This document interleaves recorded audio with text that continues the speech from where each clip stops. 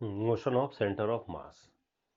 अभी हमने centre of मास के बारे में पढ़ लिया था कि सेंटर ऑफ मास कैसे निकालते हैं, और हमने देखा था कि सेंटर ऑफ मास का जो पोजीशन वेक्टर निकालने का, जैसे मास डिस्क्रीट हो, अलग अलग हो, तो ऐसी सिचुएशन में सेंटर ऑफ मास का फॉर्मूला जो था वो क्या, RCM, वो फॉर्मूला था। हम कह सकते हैं कि centre of mass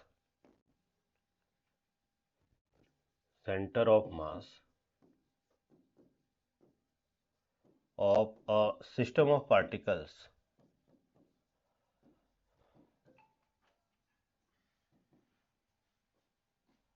is given bye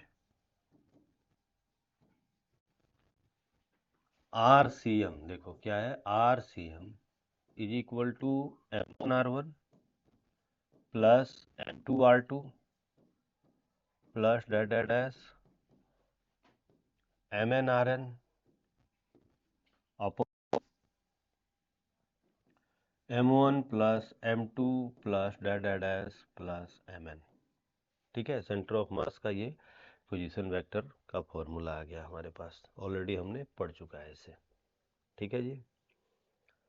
तो लेट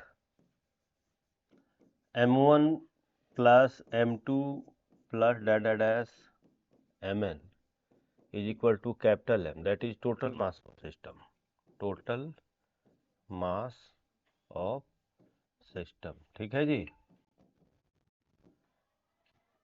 तो देयरफॉर RCM को हम क्या लिख सकते हैं, M1R1 vector plus M2R2 vector plus dash MnRn vector upon M1 plus M2 की जगह पे हमें कैपिटल M लिख देना है। ठीक है जी। ये क्या करना है, इस बोथ साइड को डिफरेंशिएट कर दो। क्या निकालना है हमें, पहले निकालना है velocity of centre of mass.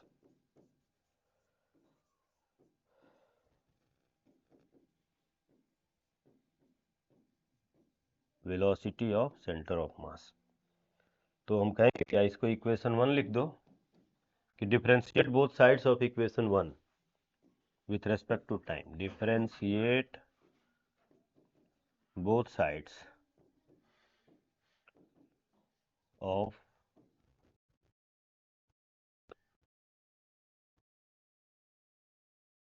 Respect to time, time के रेस्पेक्ट में इसको डिफरेंशिएट करना है। तो क्या मिलेगा, चलो मैं थोड़ा इसको ऊपर कर दे रहा हूँ।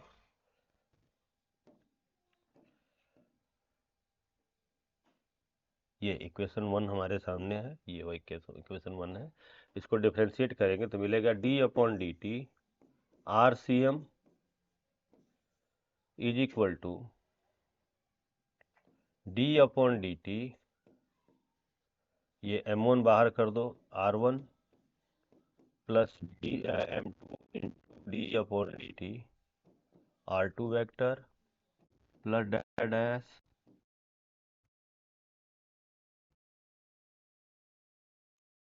ठीक है जी, होल डिवाइडेड बाई M। तो देखो ये क्या है, rate of change in position vector of centre of mass, that is velocity vector of centre of mass. ठीक है जी। तो ये हो जाएगा क्या, VCM इज इक्वल टू, ये dR1/dt V1 होगा, dR2/dt V2 होगा। तो M1 V1 vector plus M2 V2 vector plus dash dash Mn Vn vector और whole divided by M1 plus M2 plus dash dash Mn। यह आ गया velocity of centre of mass. ठीक है जी। इसको आप इक्वेशन सेकंड लिख दीजिए। ये हो गया velocity of centre of mass.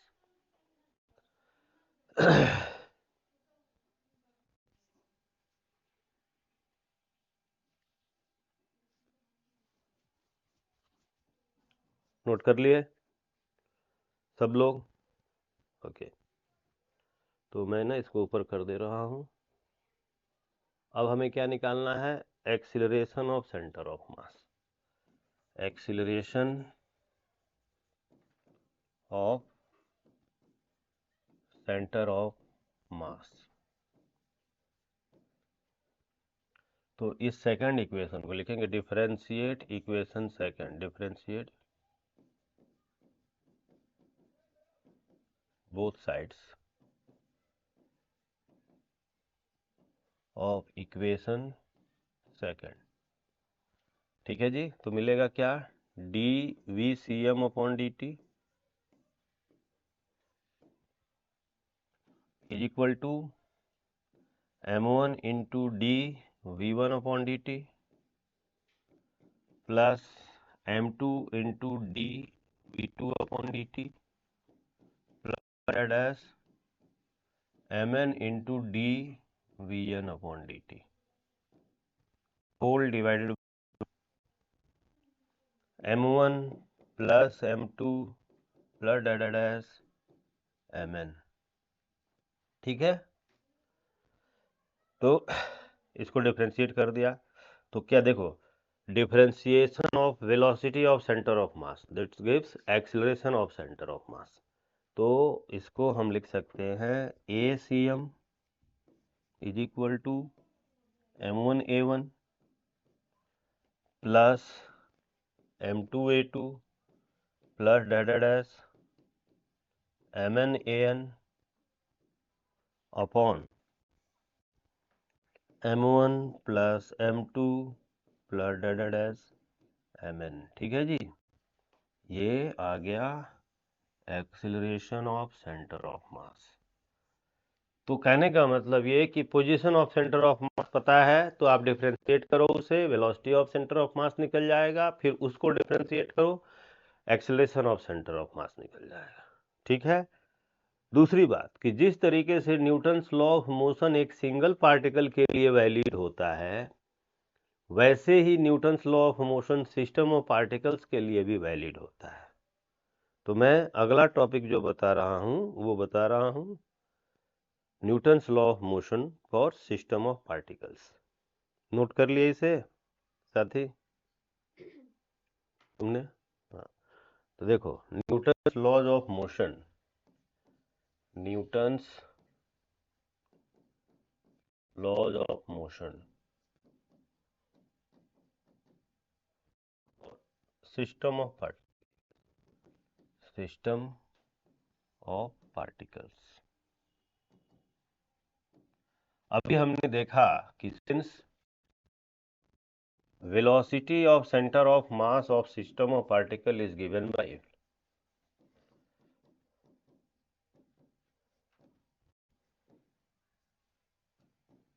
system of particles is given by PCM is equal to m1 plus m2v2 plus dash mnvn upon whole upon capital M लिख दो, total mass of the system. ठीक है जी। इस M को इधर लेके आ जाओ तो आ जाएगा m into V C M, है कि नहीं, m1v1 plus m2v2 plus dash mn/vn। तो ये क्या है, m into V C M को हम बोल सकते हैं कि momentum of centre of mass. तो पी सी एम, इसको क्या लिख सकते हैं, P C M momentum of centre of mass is equal to p1 vector plus p2 vector plus dash pn vector. p1 p2 pn क्या है, ये p1 p2 dash pn जो है वो है इंडिविजुअल पार्टिकल्स के लीनियर मोमेंटम, है ना, सिस्टम के जो इंडिविजुअल पार्टिकल्स हैं उनका लीनियर मोमेंटम। अब एक काम करो, डिफरेंशिएट करो बोथ साइड को with respect to time.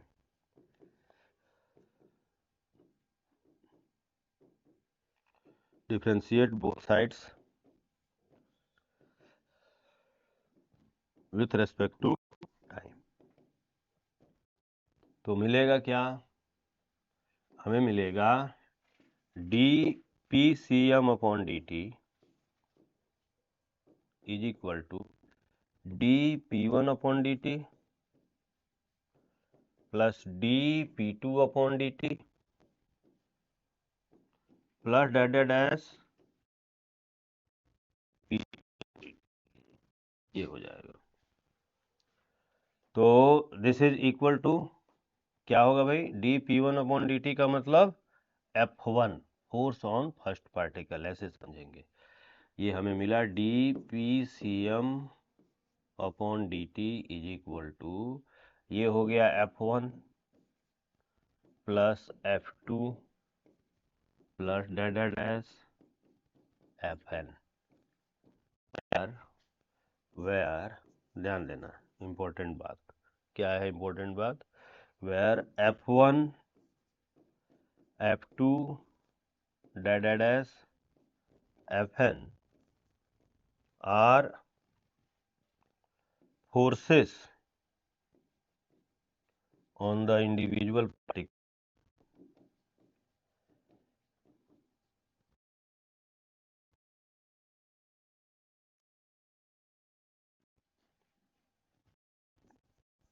Of system. ठीक है जी, दीज फोर्सेस, ये जो forces F1 F2 dead dash है ना, ये फोर्सेस जो हैं ये इंटरनल भी हो सकते हैं और एक्सटर्नल भी हो सकते हैं। लेकिन है क्या कि internal forces action reaction pair में होते हैं, एक बॉडी का एक्शन दूसरे बॉडी के रिएक्शन से कैंसिल हो जाता है। ठीक है, तो जो नेट इंटरनल फोर्स होगा वो 0 होगा। तो इसका मतलब यह जो है वो एक्सटर्नल फोर्स होंगे, इनका जो समीशन होगा। तो हम इस बात को लिख देंगे, these forces may be internal or external, ठीक है, but internal forces lie in action and reaction pair, but internal forces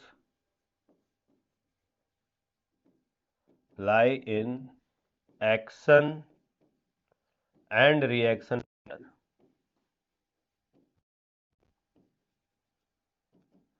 Therefore, net internal force is 0.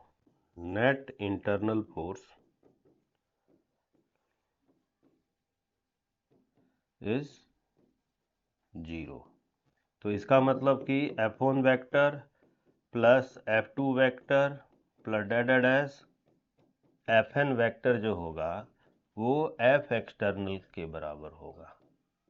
ठीक है, तो फिर हम कह सकते हैं इसका मतलब ऊपर वाले जैसे इस रिलेशन से, ये थर्ड रिलेशन लिख दो, तो मिलेगा dpcm/dt is equal to F external. ठीक है जी, तो ये हो गया Newton second law of motion for system of particles. इसको स्टेटमेंट में लिख दोगे कि this shows that rate of change in linear momentum of center of mass of a system of particle is directly proportional to net external force applied on the system, है ना। यानी कि इसका मतलब हो गया कि rate of change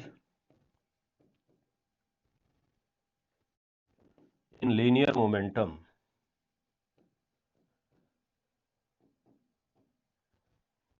of center of mass is directly proportional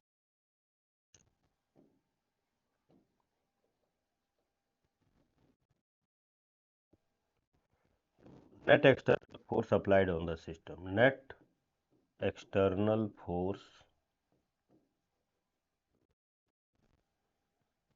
applied on the system।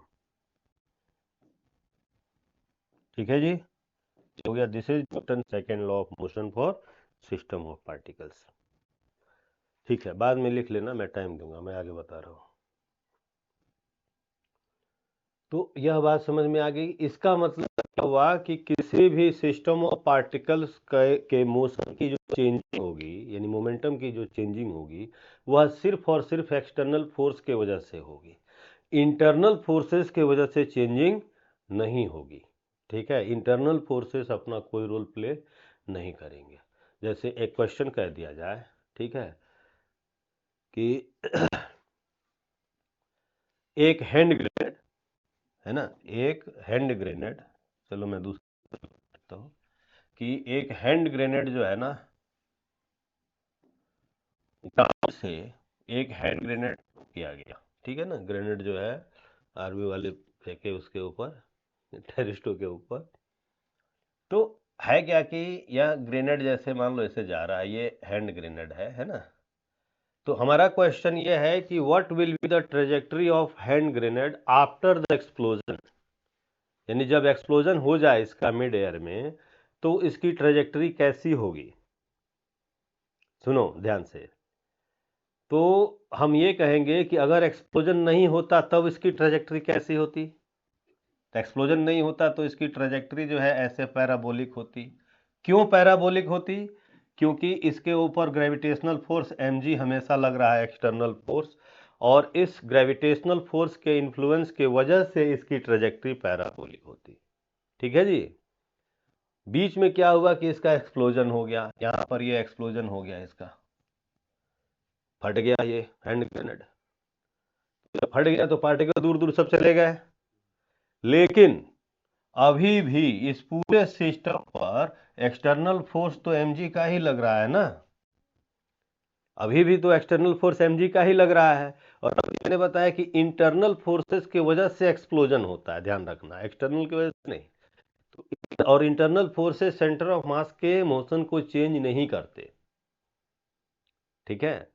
तो इसका मतलब ये कि आफ्टर एक्सप्लोजन हैंड ग्रेनेड के सेंटर ऑफ मास पे जो एक्सटर्नल फोर्स लग रहा है वो mg का ही लग रहा है, इसलिए आफ्टर एक्सप्लोजन भी सेंटर ऑफ मास की जो ट्रेजेक्टरी होगी नीचे वो पैराबोलिक ही होगी। है समझ में? अच्छा, हमने पढ़ा था law of conservation of linear momentum. तो law of conservation of linear momentum एक सिंगल पार्टिकल के साथ साथ सिस्टम ऑफ पार्टिकल्स के लिए भी अप्लाई किया जाता है, तो उसको भी मैं बता देता हूं। देखो, law of conservation conservation of linear momentum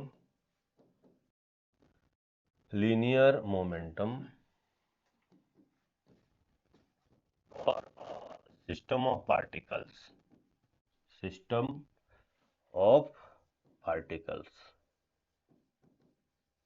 ध्यान देना, since dpcm upon dt is equal to F net, अभी हमने पीछे पढ़ा था, है ना, rate of change in linear momentum of centre of mass of a system of particle is directly proportional to net force applied on the system of particle, and this net force is external force, not internal force. तो अगर हम ये कहें कि if F external is equal to 0, then dpcm upon dt is equal to 0, ठीक है जी। तो ये जीरो कब होगा? किसी भी टर्म का मोमेंटम जब वो कांस्टेंट हो, इसका मतलब pcm क्या है? यह कांस्टेंट बना रहेगा, समझे? तो इसके एग्जांपल्स मैं बता रहा हूं, जैसे मान लो कि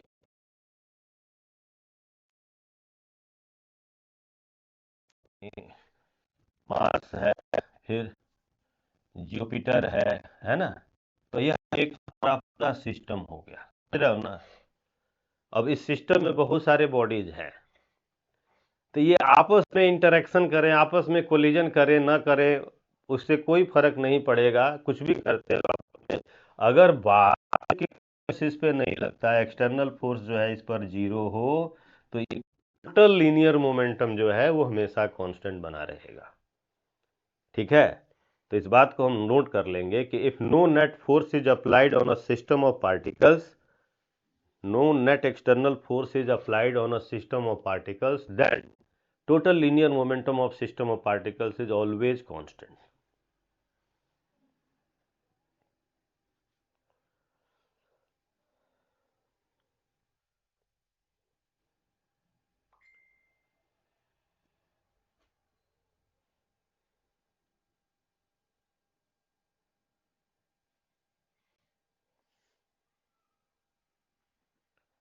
ठीक है जी। तो law of conservation of linear momentum एक सिंगल पार्टिकल के साथ साथ सिस्टम ऑफ पार्टिकल्स के लिए भी अप्लाइड होता है। आगे देखो, अगर मान लो कि कोई कंटेनर है, उसके अंदर गैस रखा गया है, ये ना गैस इसके अंदर भरा हुआ है, तो गैस के पार्टिकल्स कंटिन्यूअस जिगजैग मोशन में होते हैं, ब्राउनियन मोशन में होते हैं, आपस में भी टकराते हैं, दीवार से भी टकराते हैं, है ना।